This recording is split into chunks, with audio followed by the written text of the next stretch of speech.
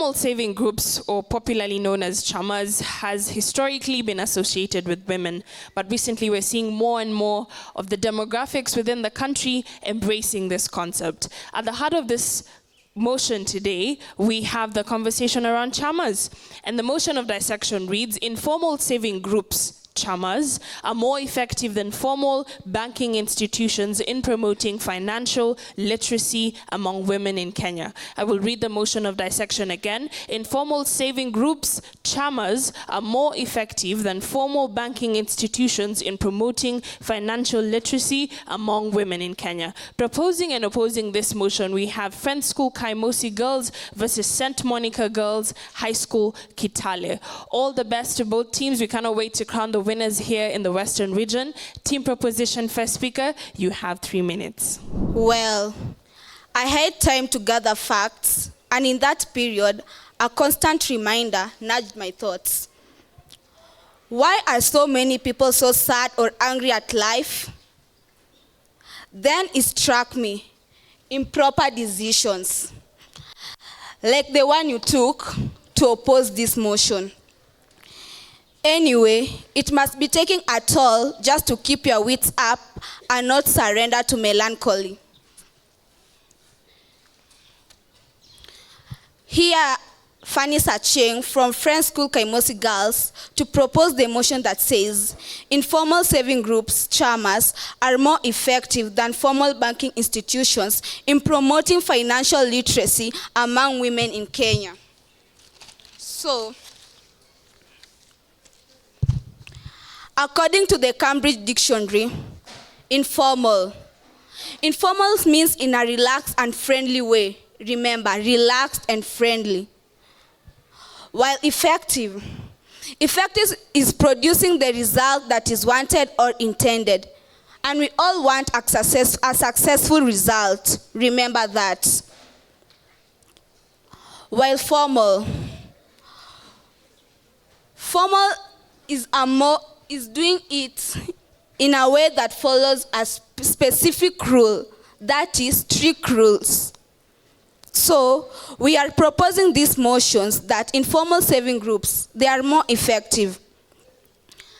And remember, financial literacy. This is knowledge on how to handle or monitor money matters, and that is done on informal saving groups. On to my first points. Formal banking institutions are too costly. Just imagine, for you to start any bank, you must deposit 1 billion to the CBK as security. Imagine 1 billion in this current economy.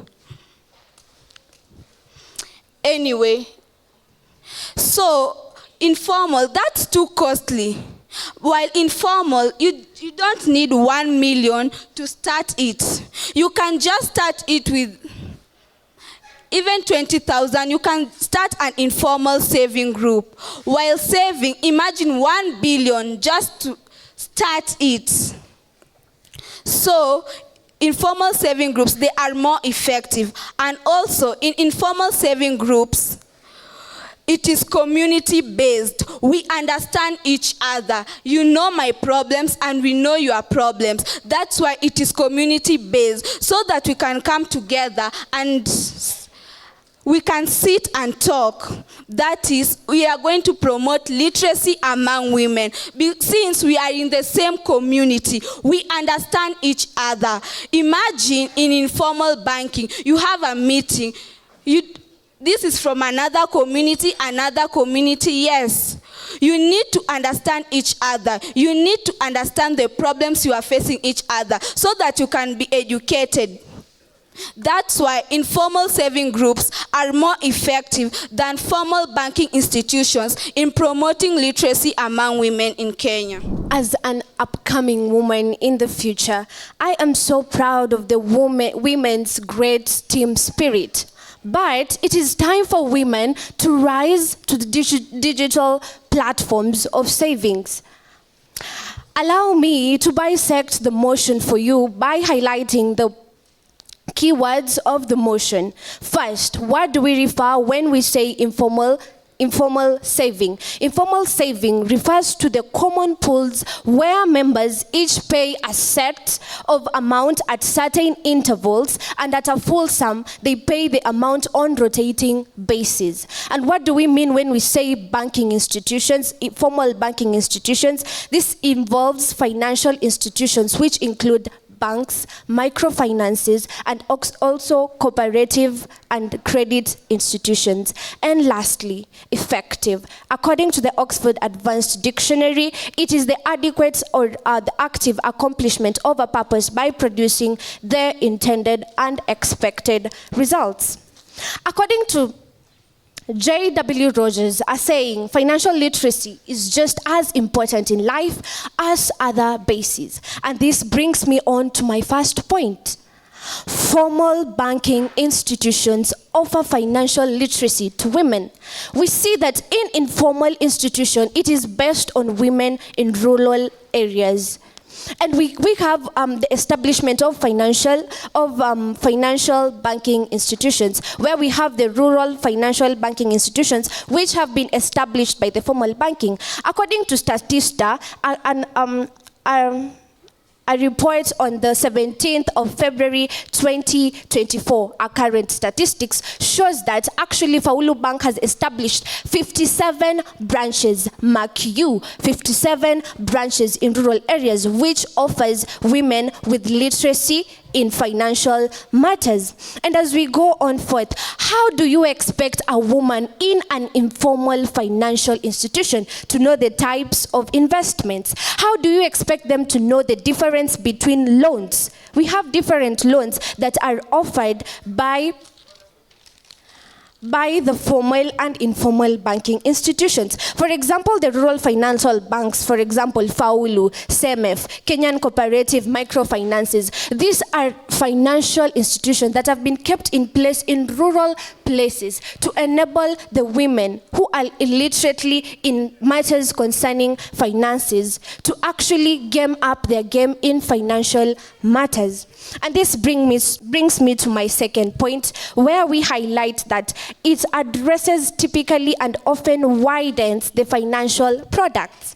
For example, including savings, accounts, loans, we have investment opportunities. Investing on loans, you don't expect a woman who is illiterate on financial matters to learn on how to handle finances, do we? Of course we don't. And I'm so proud that I have my fellow women. Will you allow yourself to be in an informal banking group or a formal banking group? Sorry, just a few. Just make sure the mic is on. A quick one. Who's sitting on that side? Which side is that from your school? Proposers. Okay. Next time, let's do proposers this side, opposers this side, but it's fine. Just in a few, I'll cue you. Second speaker, team proposition, you have 3 minutes. Women, charmers. Wow, an apple a day keeps the doctor away. And facts I give you today will keep ignorance at bay. I came for battle armed, but it seems that my team here is unarmed. We came to give facts, not factors. I'm here strongly, Roda Minayo, to propose the motion that says informal saving groups, the charmers, are more effective than formal banking institutions in promoting financial literacy among women in Kenya. Why? And to my first point, charmers receive a lot of funding from the government, but banking institution, do they receive any money or any funding from the government? Probably no. This brings about banks having specific times to specific time lengths. Unlike charmers are flexible. Anytime they can arrange to meet, but banks, e.g. on weekends, they are not open. Which, for example, if you have any problem, any encountered problem during the weekend, it will make you harder to access your money and you'll be stranded, probably. So you know. And to my second point, chamas, they act as a unifying factor, as it's based on communities. It happens in rural areas. As my friend said, women in rural areas, which means some rural areas in Kenya, they do not have adequate currency to start banking institutions. That's why chamas are there to help those women save their money. And to my third point, most parts reducing pressure on free cash. You as a woman, you'll receive pressure from your friends, you'll receive pressure from your husband, you'll receive pressure from your children and all your relatives if you have cash money. But if you intend to save that money, probably there will be not going to be any stress, any pressure, because they will assume you don't have money. I advise you to go our way. According to my research by EPSI surveyors, it states that in rural areas, it's so hard for them to create banking institutions there because of crime, probably. So chamas will reduce and will help us to cater for our money, which is lost.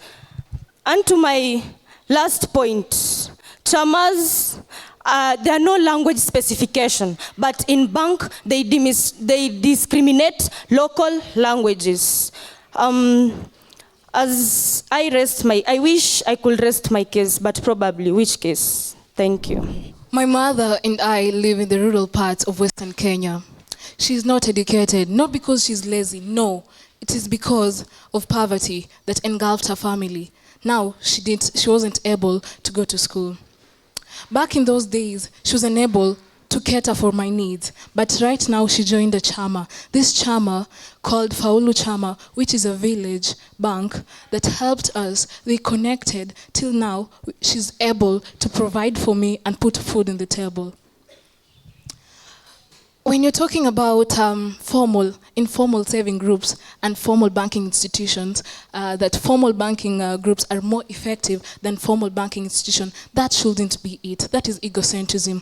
According to a research done by the president of World Bank, whose name is Jim Hong King, he stated on his report that 26% of women living in the rural parts are able to engage in formal banking institution. What about the 74%? I believe my mathematical teacher did a very good job. 100 minus 26, that equals to 74. Should these 74 people be neglected?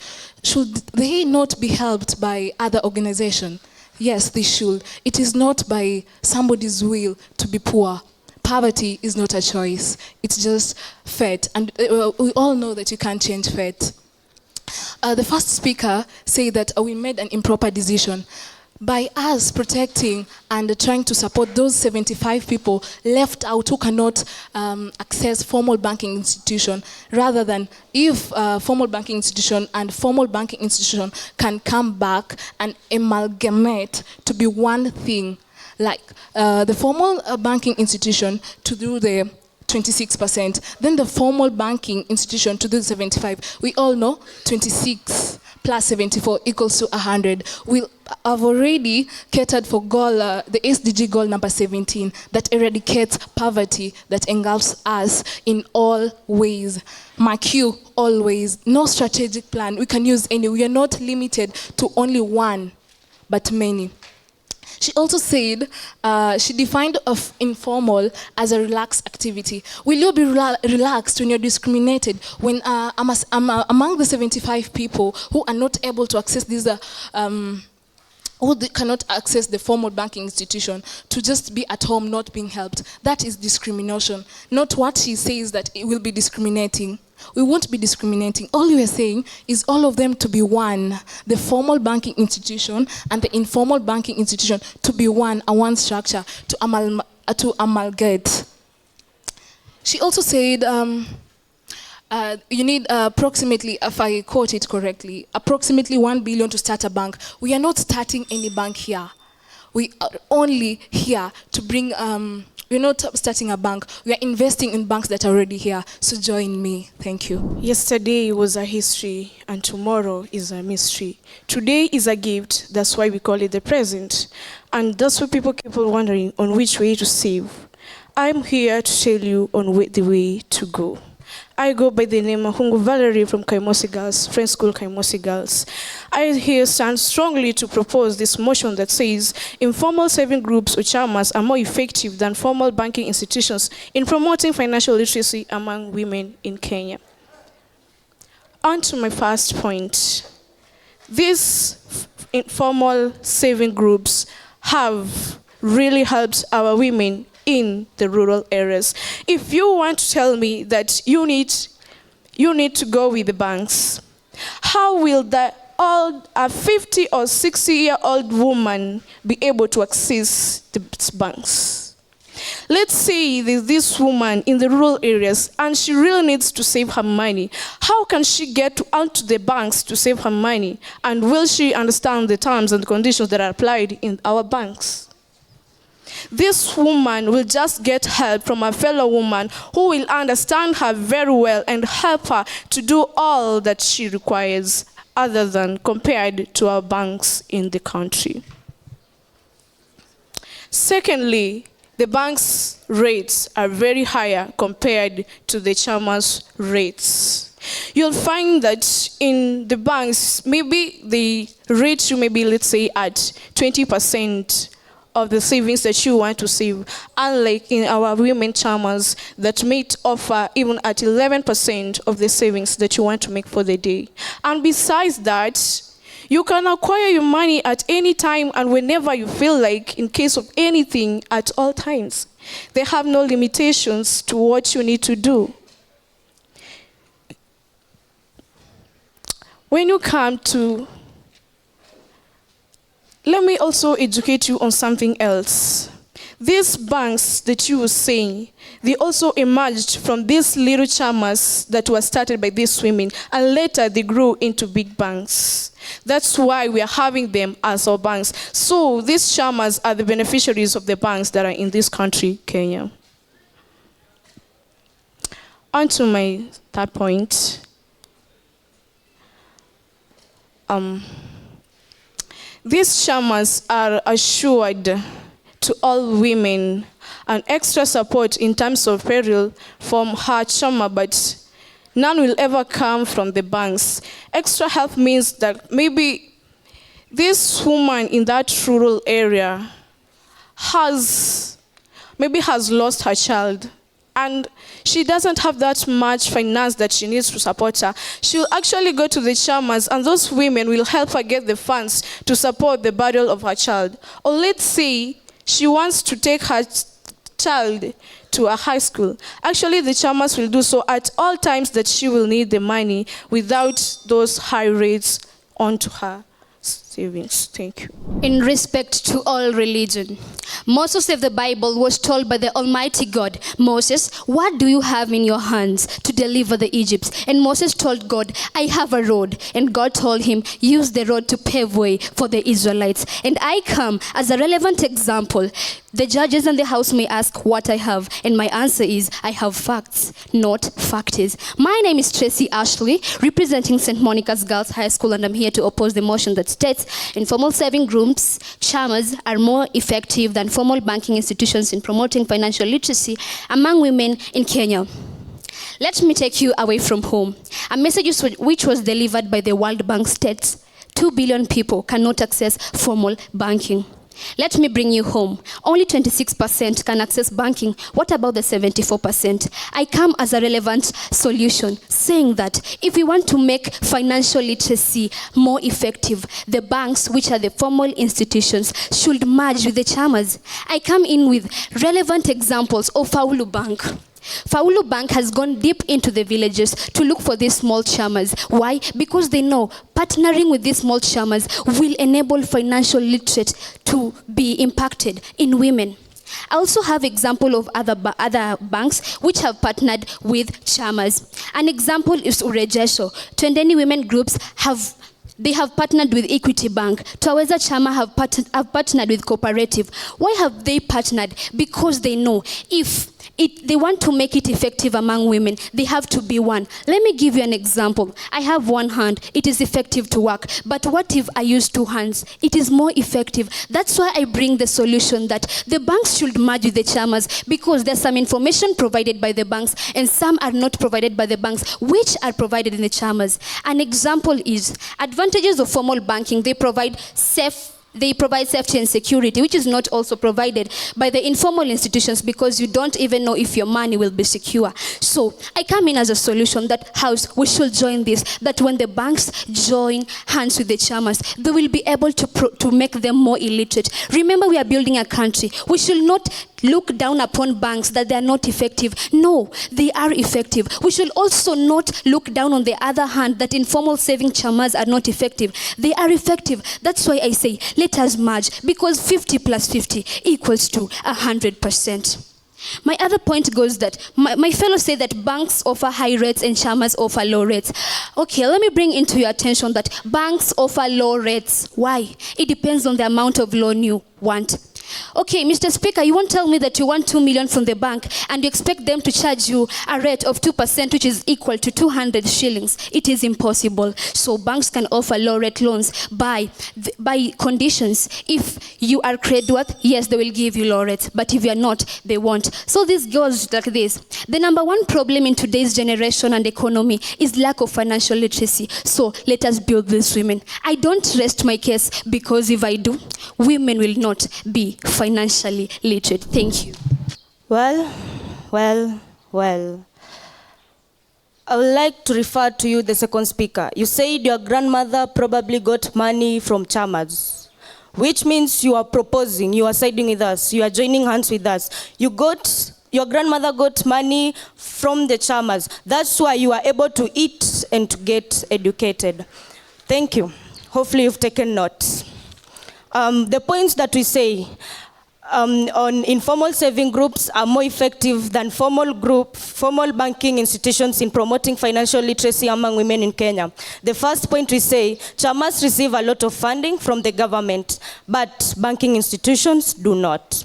And to the second point, we said chamas acts as a unifying factor. As chamas, people do get, there is no specific time for meeting. They make any time and they meet, they associate with others, hence creating that friendly environment for each and everyone, for women in the community. Thank you, and as I rest my case, I would like to welcome the opposing team and to my precious team in proposing this motion. Thank you. I rest my case. Clearly, listening is another thing and understanding is another. She said her mother, not her grandmother.